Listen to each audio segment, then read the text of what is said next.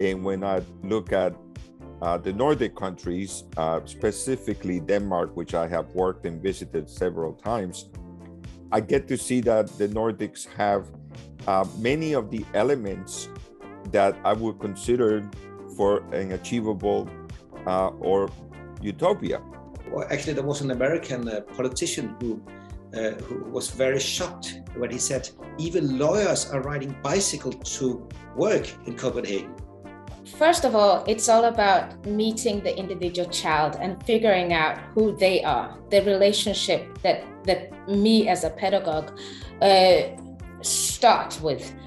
In culture and society, we have an understanding now that history again is bending, not in a straight line. We're not modernists anymore. When contemporary eco-activists from say majority populations, when they are trying to address the ecological apocalypse and talk about sustainability and these things, then they do not have a past to speak with.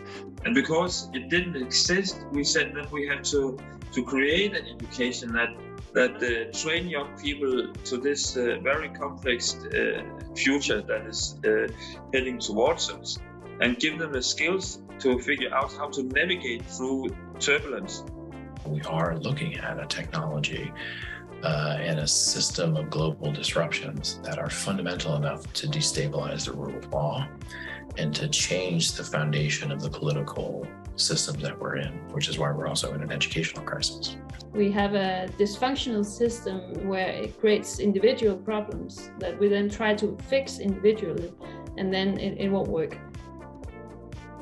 I couldn't agree more with that. I mean, it's not like there's an epidemic of individual neuroses or brain, chemical imbalances that are shooting across the sky.